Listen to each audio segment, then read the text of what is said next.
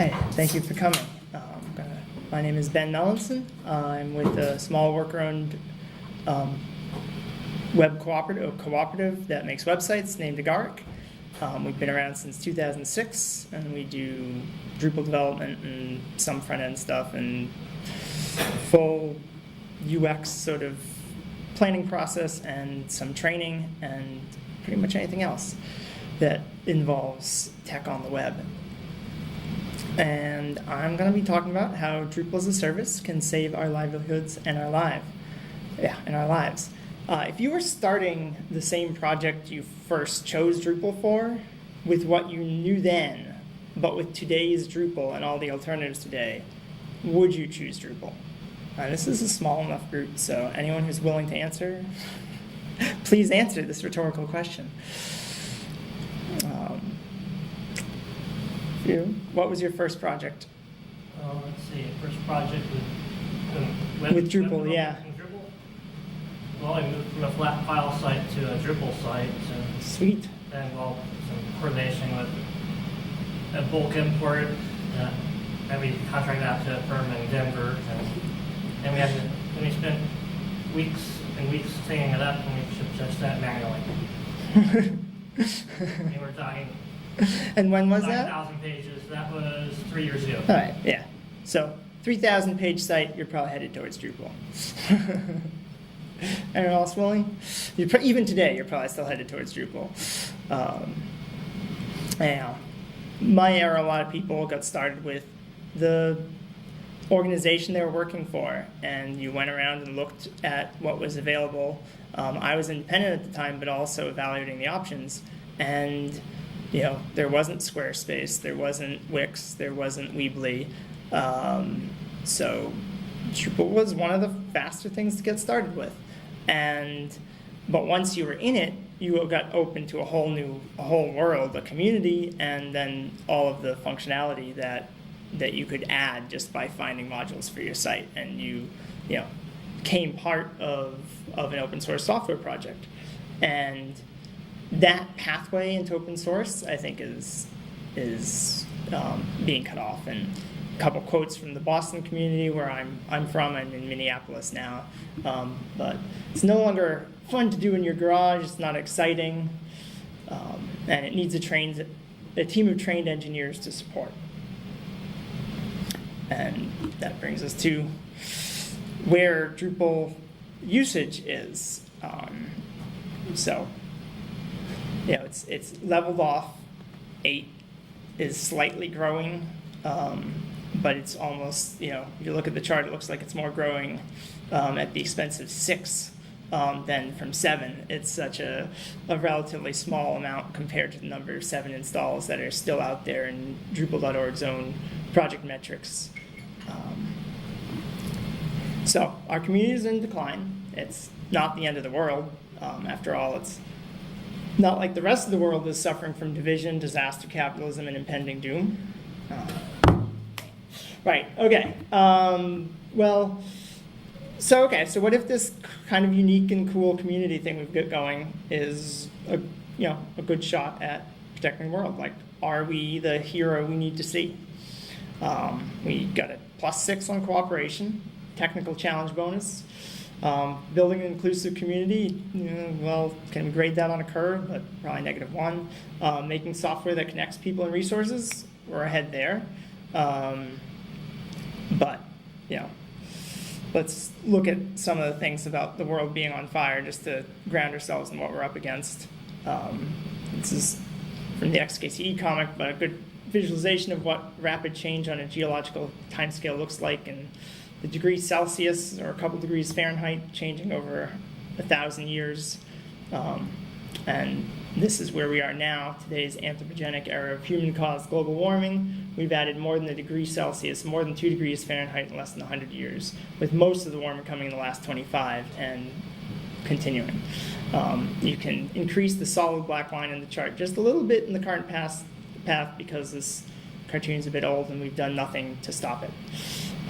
We're causing warming to define a geological era in our lifetimes, but you could imagine a similar line for the ozone layer, and public action has as close to the best case scenario on that. acid rain, and middle ground. But we've taken on medium-sized environmental crises before as humanity and succeeded. But in political science, there's the classic problem of concentrated benefit and distributed cost. And so when all of the profit goes to a small number of people, then it's they have a large benefit in making sure that the oil continues to flow, and the rest of everyone has a distributed cost, but doesn't have that direct impetus to stop it. So classic problem, concentrated benefit, distributed cost. Usually whoever's getting the concentrated benefit gets their way. And the solution, though, is communication coordination tools and networks capable of giving the distributed many of us the same degree of coherence and cohesiveness to discuss, decide, and direct organizational power to match that of the concentrated few. And this image is sort of particularly ironic because this sort of, everyone coming together to try to, clean up an oil spill after it happens, it's mostly theater. You're not able to do anything. We need our collective action at a little higher level and earlier point in the game. And the fact that extreme wealth correlates with interests that run against humanities as a whole adds an extra challenge to where we are today.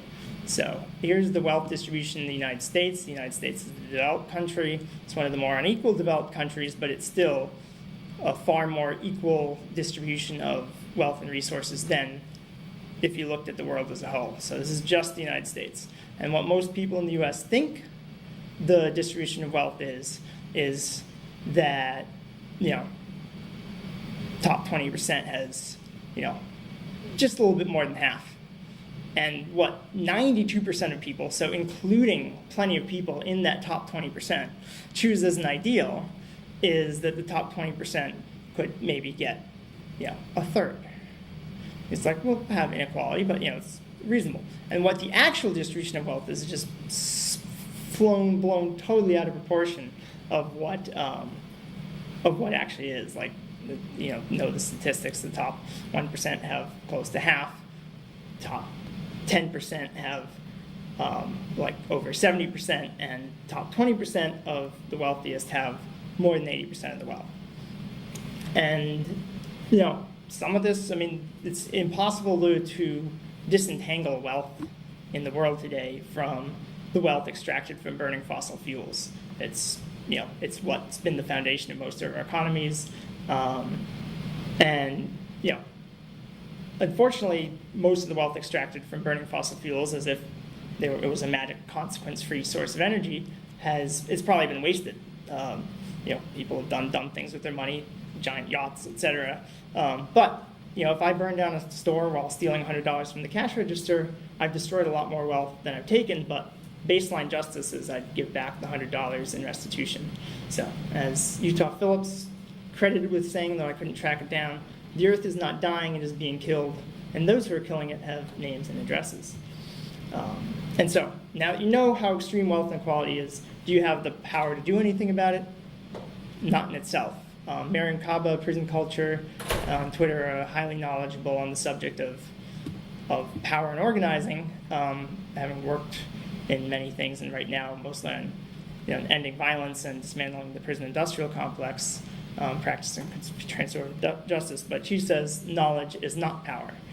She knows that coordination, organization is power. And historically, under pressure, many people have turned to forming cooperative associations when times are tough for them. Jessica Gordon-Nemhart chronicles many of the cooperative ventures and associations created in the Black community in the United States, and in a worker cooperative, but it really opened up my eyes to the social benefits and the justice work done by other kinds of cooperatives. I always took the negative view of food cooperative is there for the consumers and they still mistreat the workers and all of that stuff. But cooperation itself as one person, one vote. We're forming in this community a way to equalize power, but still wield more power than we can individually has been, really inspiring, especially in a lot of the examples she lists, as much as they've often been crushed under very intentional pressure. All kinds of cooperatives born out of the crushing itself of the after the Civil War. There was a brief moment during Reconstruction of forming of schools that included African Americans, and real flourishing of actual democracy and human potential, and it was crushed in a violent reaction. And in surviving that violent reaction, there was a lot of cooperative associations born, like, all right, we're going to have to buy our own parts for the farms and all of that stuff to farm what land we can and keep that money in-house. And railroads completely refused to carry the result of these, and Knights of Labor later on, another radical organization that successfully formed cooperatives. And so there's been a lot of crushing of cooperative effort, but it's a thread through U.S. life of survival. And I never quite know where to fit it into the flow of my talk, but a key tenet of what I'm talking about is the Libre SaaS, and we'll come back to it in the end, actually. But open source gives a way for people to get in and get started. So I'm talking a lot about collective power, but to get free and open source software to succeed, it's important to have roots for individual empowerment, and vice versa. It's important to have open source software succeed, so there are roots to individual empowerment, exactly like the Asian penguins talked about in the keynote today. If there were not Linux, it's much harder to say we're just going to take something and make the resource our own.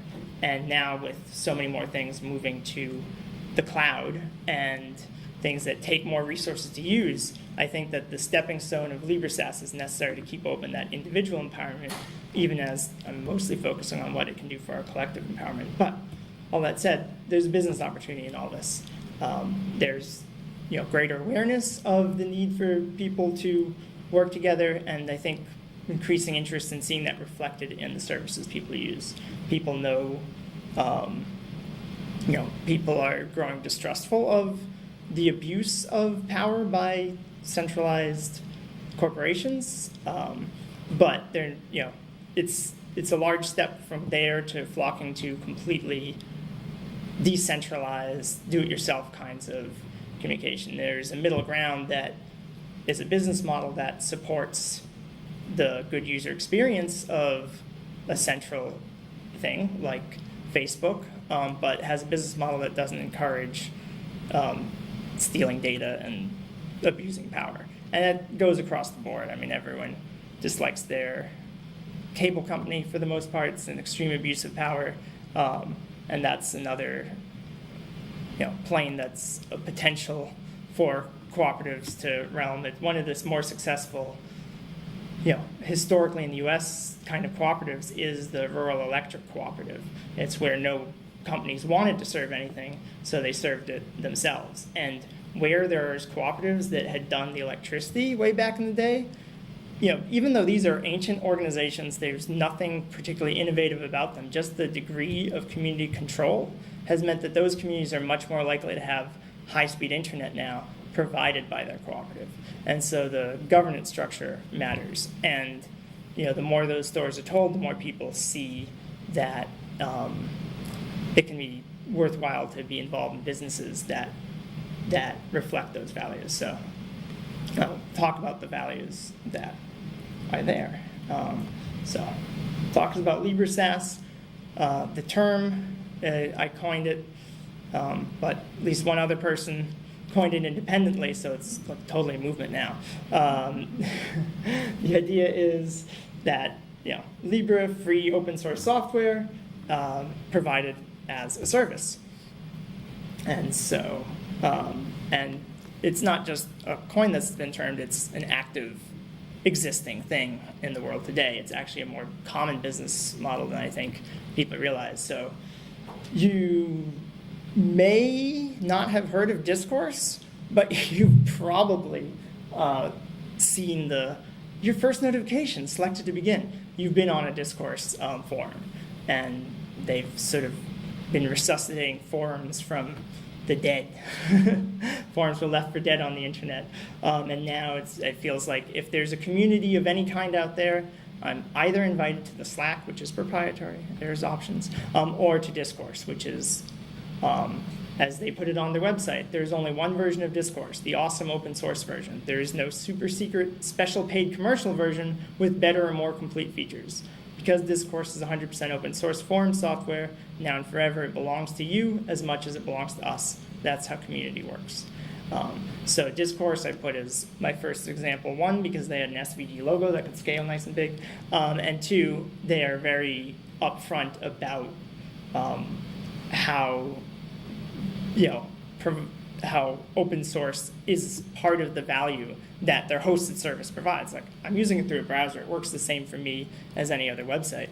But they make the point for anyone who's implementing it, the importance of it being open source and being able to take it off. Also, Libre SaaS. Ghost is a fellow PHP CMS made by a nonprofit foundation. And they have a hosted service and completely free. You can do it yourself. Wallabag, bookmarks, sort of like Pocket. Tendency is a Python, I believe Django-based association management software.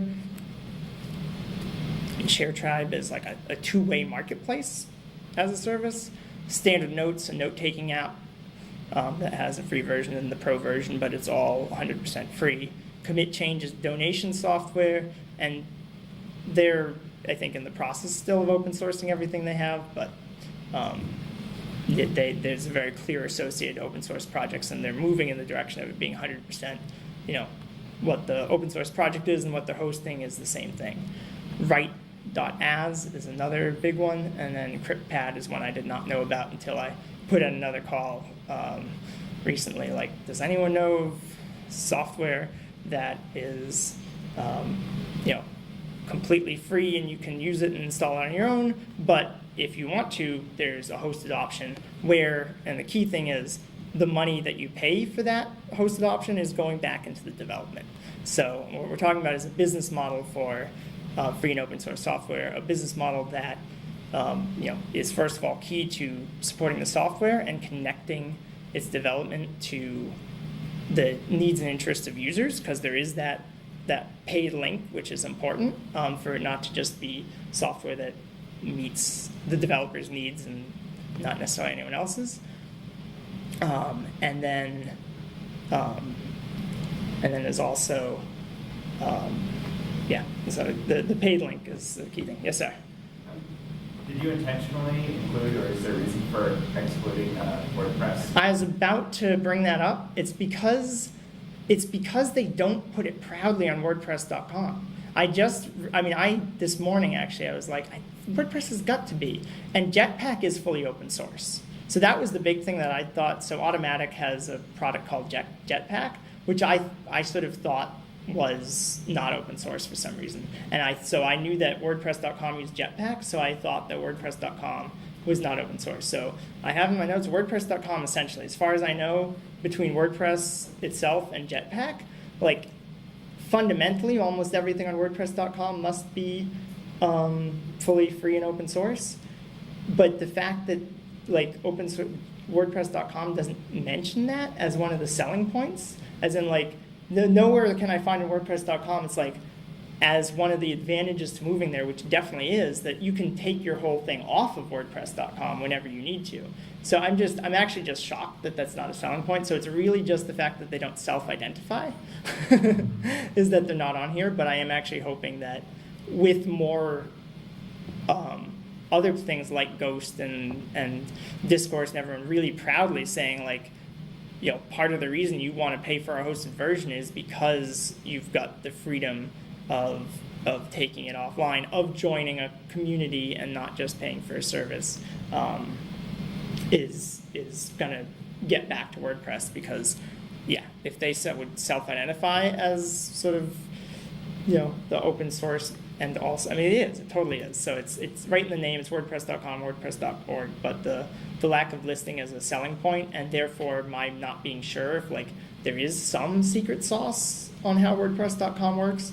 I haven't tracked down if it's using the multi-site or something like that, and if that's fully open source. I'm guessing it is if Jetpack is, and I was just unfairly biased, so that's my guess. So Drupal as a service. Triply excited about it, especially with companies acting as cooperatives where each customer, each member has a vote, one person, one vote. So Drupal is particularly exciting because it's tech that gives us the power to coordinate. Building it is an exercise in coordination, and we need to build more tech to coordinate to do all of it on a project at a scale. And Drupal as a service is a history of failure. There is Civic Space, I think, the first to go down, and it was a distribution of Drupal that included Civi CRM. It's the first one I tried back in 2005 or so, and and it used so much RAM with Civi CRM in there that it died on my local computer. I'm like, well, if it can't run on my local, there's no way it's going to work for a bunch of people on the website. And so I stayed away from Drupal a year longer than I would have because I came across it from Civic Space first. But it was a pretty impressive thing. It was Civic Space helped was sort of the spin-off of Dean Space. Howard Dean's presidential campaign was sort of famous for being the first to really plug into the internet and get a lot of energy there in 2004, and the communities just stayed and sort of became this political, communities mostly on the left. And Civic Space was a technical spin-off of that, and they tried a hosted version, and it failed. Not getting enough people to pay the price that they felt they needed pretty quickly. Bright did hosted Drupal, and I know less about that. And then Drupal Gardens we sort of did it as an experiment. They never fully committed to it, and it was never open source fully. It was never LibreSAS. As far as I know, none were fully LibreSAS. Civic Space, I think, did it a couple of years after it failed or something like that. But I'm not saying that's why they failed, and we still need to pay attention for the reasons of failure. But one of the reasons was that the major version upgrade path is difficult, or has historically been difficult in Drupal 4.7 to 5. Throw everything out and start again. Drupal 5 to 6. Throw everything out and start again. 6 to 7, same thing. 7 to 8, same thing. 8 to 9, and their going is supposed to be more like WordPress, where it upgrades in place. So if we do pull that trick off, Drupal 8 is different. It's not going to murder platforms on the upgrades path. But all that said, these are not the logos I was planning to show in this talk. You might have gotten the sense by now I'm not a huge fan of giant corporations. And there's bad quality control issues at Sony that on one of their videotapes that ruined a high school project. So I've always held a grudge. And the NBC Universal logo is old. They're owned by Comcast now, which is rightly one of the most hated companies in the United States. But the point is that using Drupal as a platform internally has been successful for a long time. Like Sony and NBC Universal and hundreds of other companies and organizations have used Drupal, have internally provided Drupal as a service. Rather than like every site being built separately, they said, here it is, here's what you get.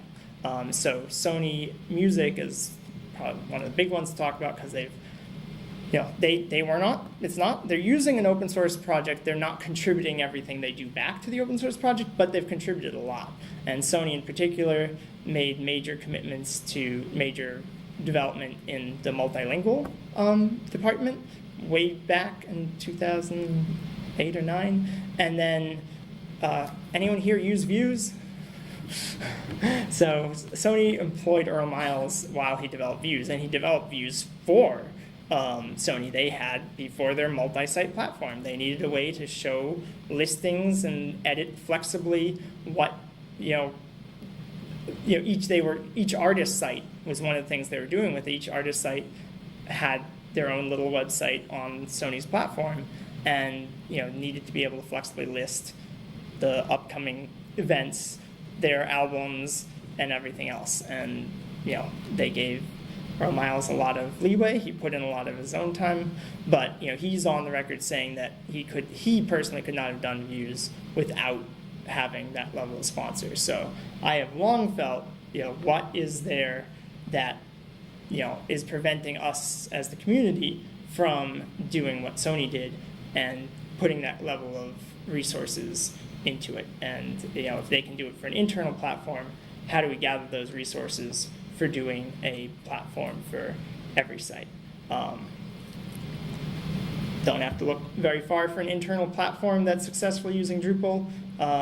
The talk right before lunch, before the keynote and lunch, was actually titled Providing Support for Drupal as a Service, because the University of Minnesota has a Drupal Lite and a Drupal Enterprise that they both support internally. The latter one, they even allow custom code, Drush access, and everything else. And that's on Drupal 7 right now. So I really like, and Drupal 8. Yeah. Okay. Just slightly different iterations of how they are. Awesome. And so trying to move in the Drupal 8 version so it's easier to move from the light lockdown, here's a theme, you can change a couple colors, to the enterprise version where you can drop in custom modules and do the custom theme, with just like, here, you've got the repo and now you can commit to it as the only difference, which is an approach that we've been looking at for Libre SaaS Drupal. Building Drupal as a service,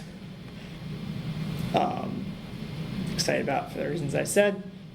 And there's people doing, a lot of these are more Drupal, like they're Drupal companies, but the service may be a little more Drupal adjacent. But Centauro, rebranding of the commerce guys, is moving into software as a service, trying to take the tricky bits of commerce and running it on theirs, but continuing to keep everything open source and developing their fantastic community. Ryan Stramlin encapsulated Libre SaaS beautifully when they said that in addition to the no lock-in part of being fully GPL Libre software, the promise of greater collaboration is why Centauro doesn't go proprietary SaaS and try to just do what a lot of companies do, which is here's the open source thing that you can install on your side, but we're going to keep what runs on our server proprietary, so we can just extract a tiny little bit more rent out of it. Round Earth by MyDrop Wizard is another CRM plus CMS, Civi CRM plus Drupal, and they've been in beta for a while. Open Social by Gold Gorilla is another one, and I need to check in how that one's doing. Most of these are on pretty, slow things, and most of them have pretty high buy-in because Drupal's hard to run.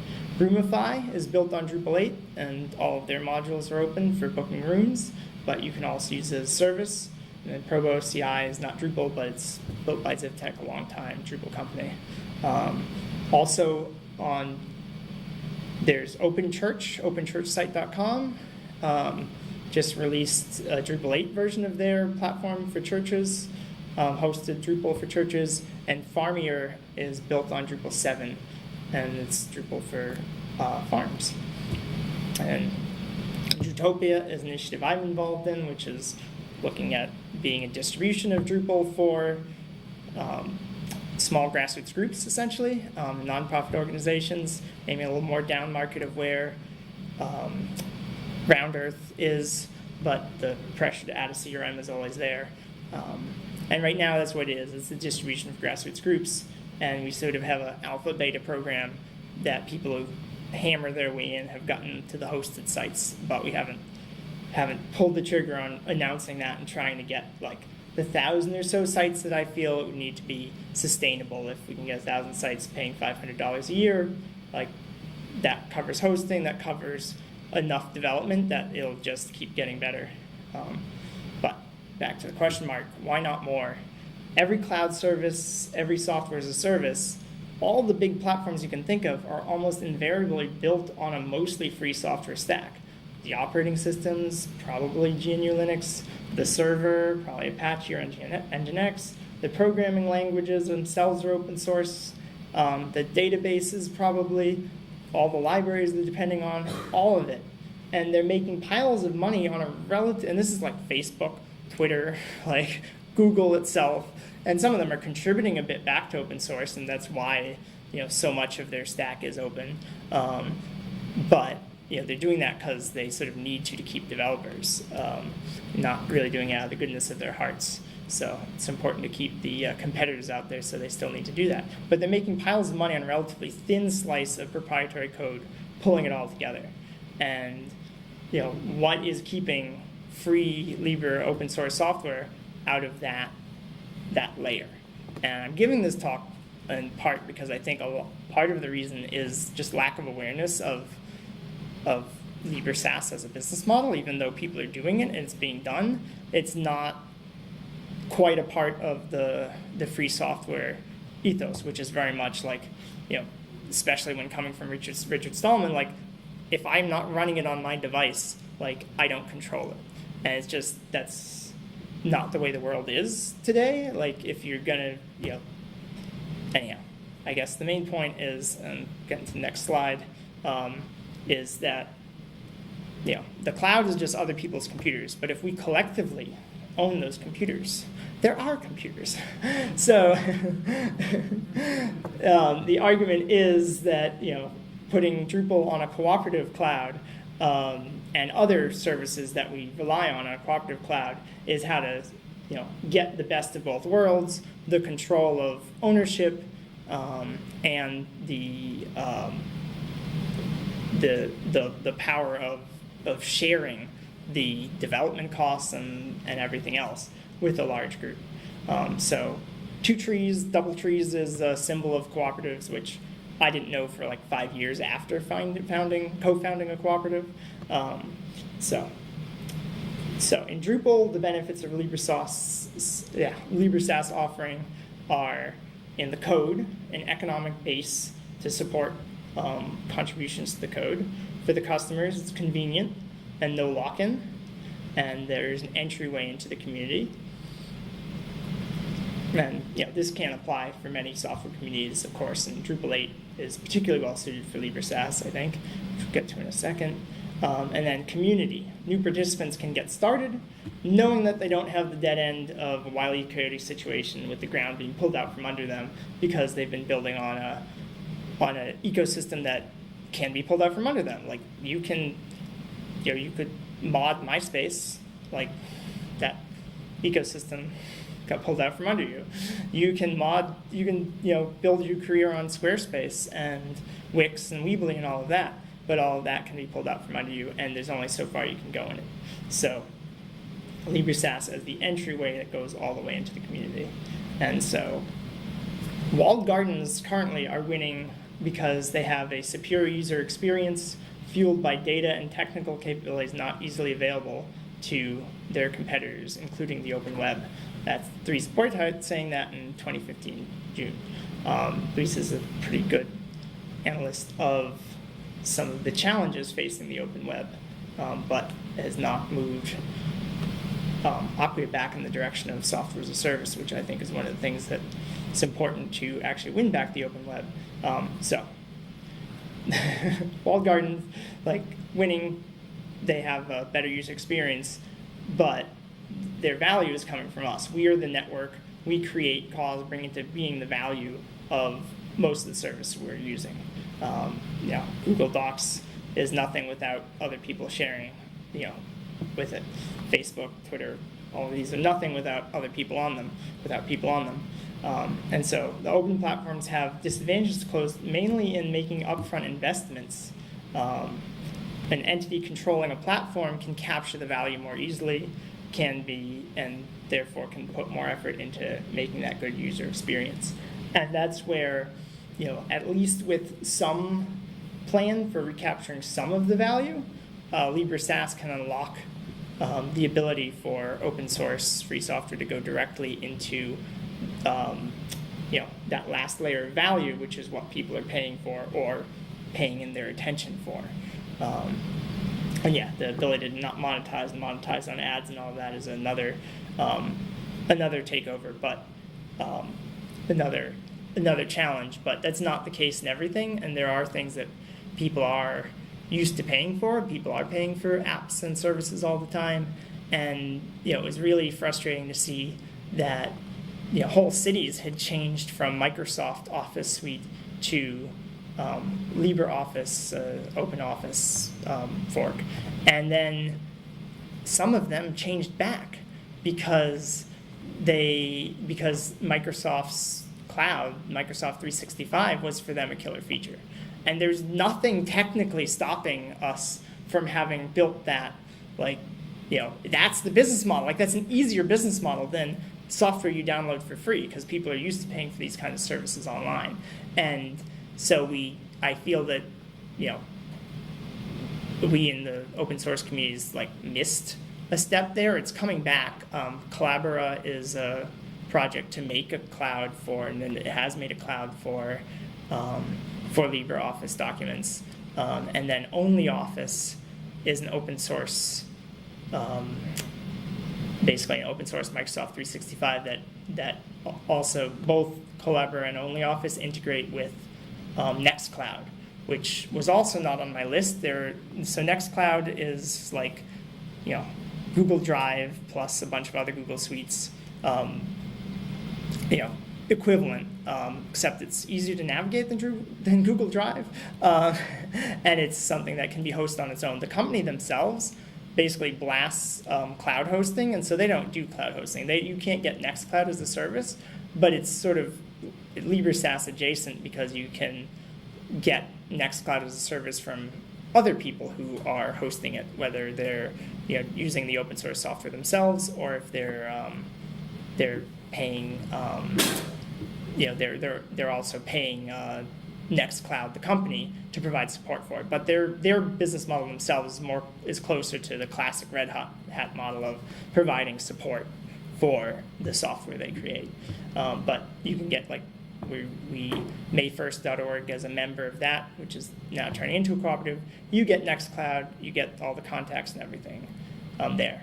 But anyhow, OnlyOffice works better than Collabora, unfortunately. So by default, all your documents are saved in Microsoft format, even if you're using LibreOffice on the other end.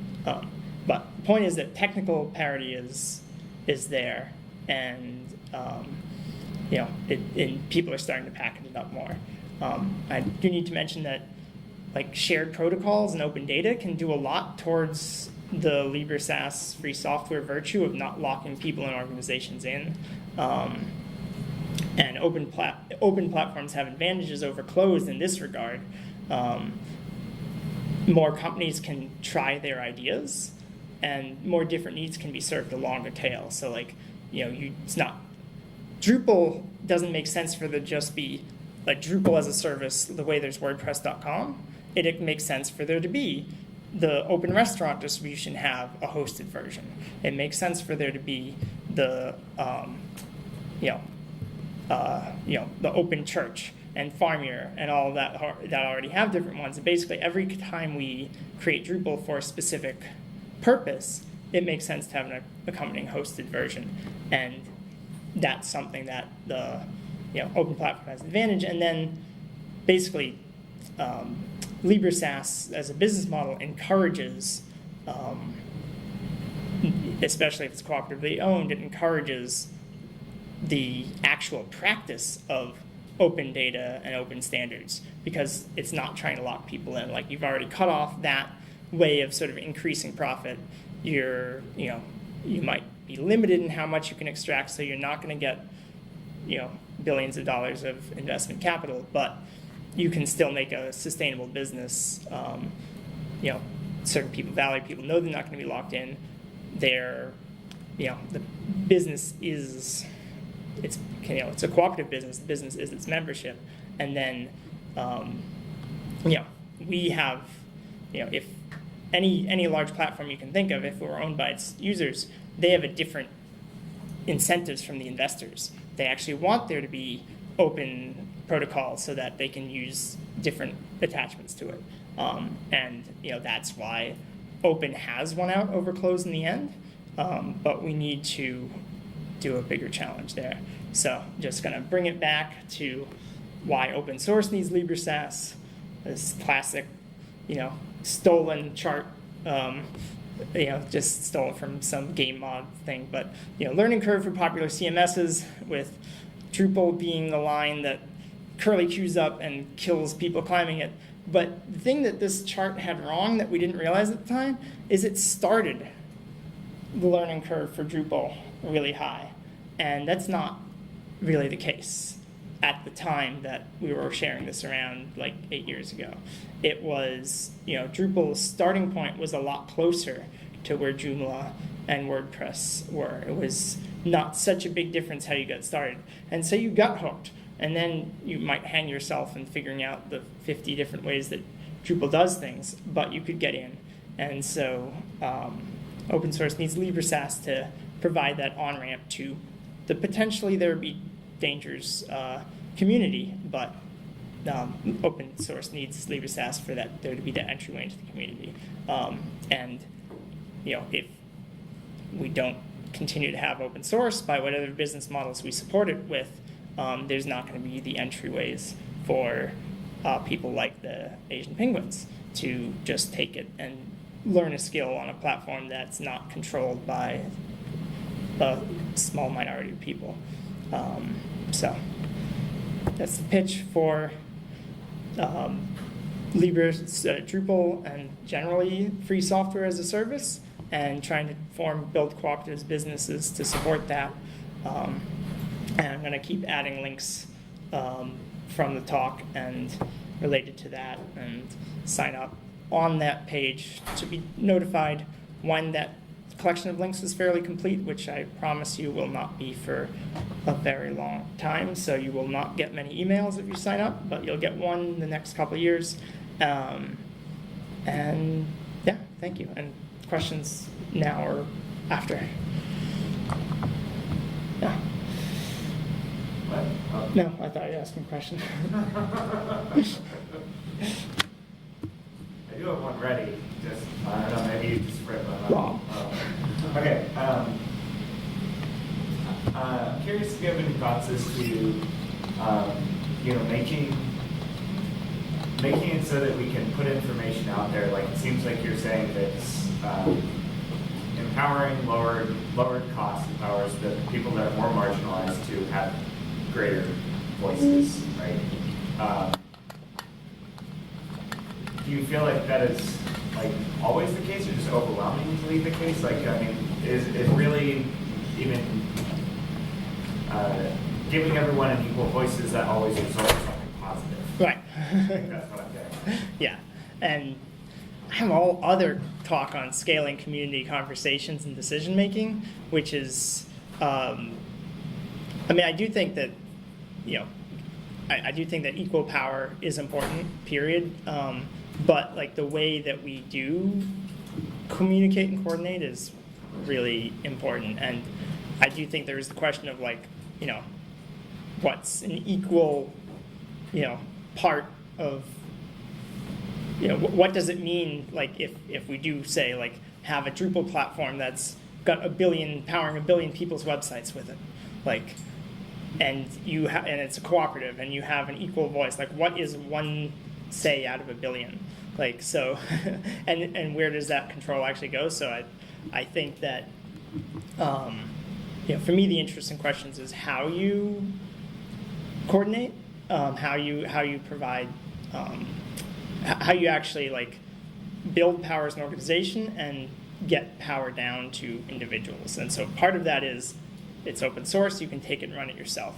But then how we make decisions collectively is the other part of that. And for that, I feel the key is how to make it, give us an equal chance for communicating in terms of the moderating. It's like, it's whoever controls the communication is really the one who controls power, whether the organization is formally democratic or not. Like, if I have no way of reaching the other 10,000 members of the organization, or the million or the billion, I don't have any power. So, I like this approach because it forces, like, building cooperative businesses forces us to engage with those questions.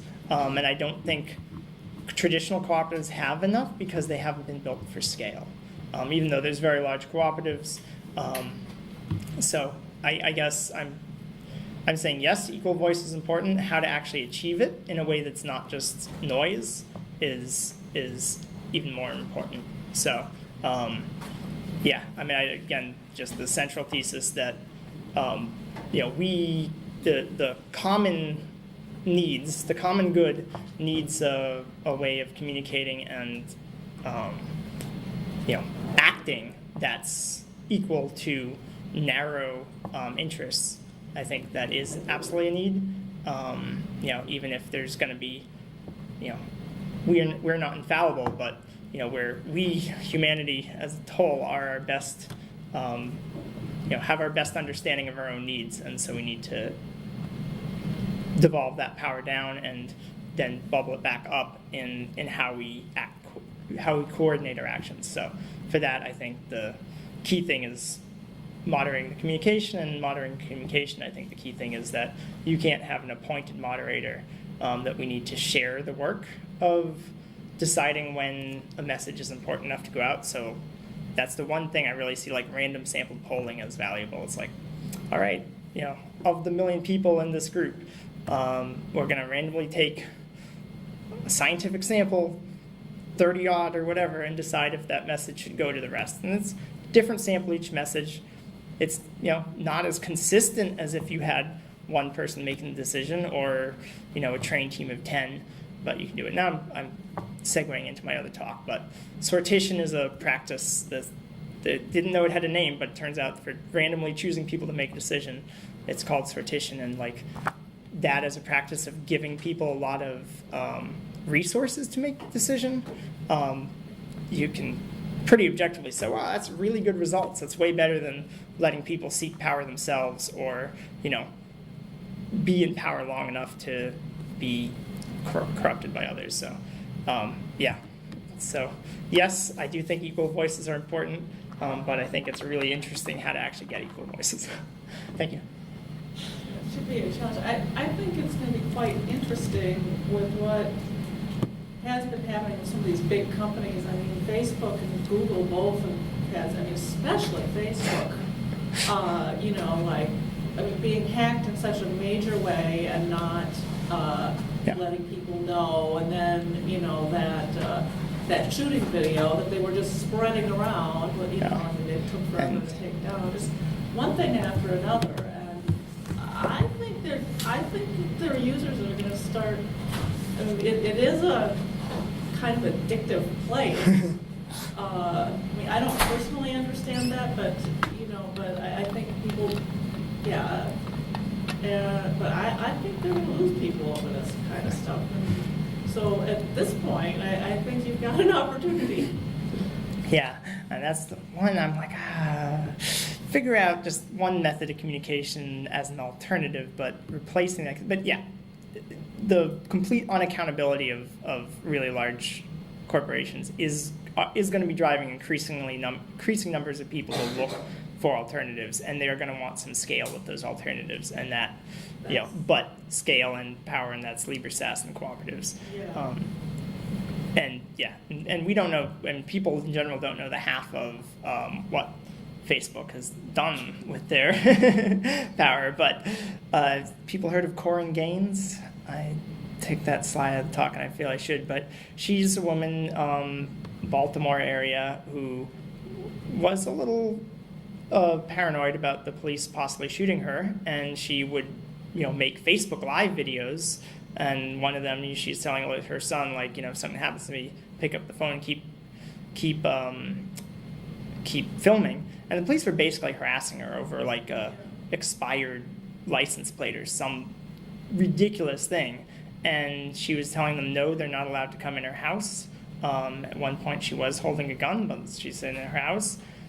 The police department asked Facebook to cut off the live stream. Wow. Facebook cut off the live stream. They shot and killed her. And like, how do we not know that? And it's go, okay, wait, nope, we've hit that dystopia. Like, and this was 4 years ago.